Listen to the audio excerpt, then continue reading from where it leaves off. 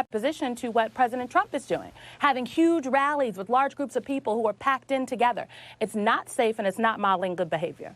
Vice President Biden has said that the president's response to the coronavirus is a betrayal, that it's cost American lives. But what evidence do you have that Vice President Biden was calling for a significantly different response early on? Can you point to public statements in January and February where the vice president called for travel bans, social distancing, wearing masks?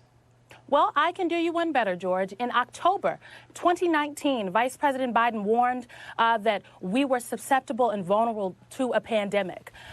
In January of 2020, he wrote an op-ed that warned and cautioned that Donald Trump should take this seriously. On March 12th, he put out his plan for a COVID-19 response that spoke of widespread testing, making sure everyone had the proper personal protective equipment, that called for operationalizing the Defense Production Act. It was a 10-point plan, frankly.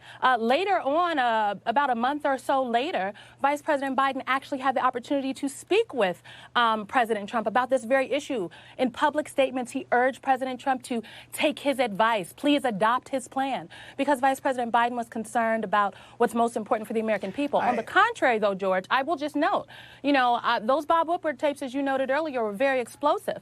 While Vice President Biden was doing all this public urging, and President Trump was speaking privately to, at least we know, one reporter saying that he knew the virus was deadly. But he Simone, knew that it was airborne. Simone, that was back in February, and I asked you about January and February. You pointed out in March 12th, the vice president put out a plan. He did, but he also put out a tweet that day saying a wall will not stop the coronavirus, banning all travel from Europe or any other part of the world will not stop it. And I asked you specifically about January and February.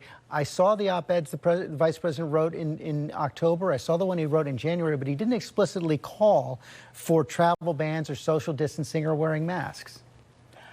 Look, George, in January and February, Joe Biden was not being briefed by national security experts who warned him how deadly the virus was. In January and February, Joe Biden did not have the knowledge that President Trump did. But I will tell you that if Joe Biden were president in January or February, he would have taken proper precautions. He would have warned the American people.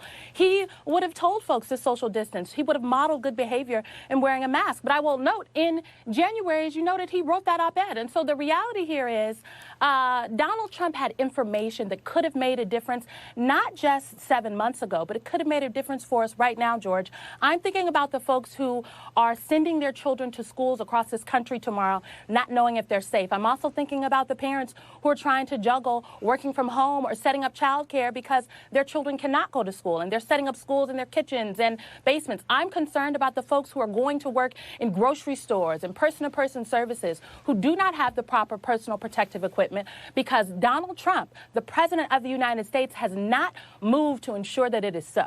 So it is Donald Trump here, George, that has failed the American people. You heard Jason Miller talk about the president's rally.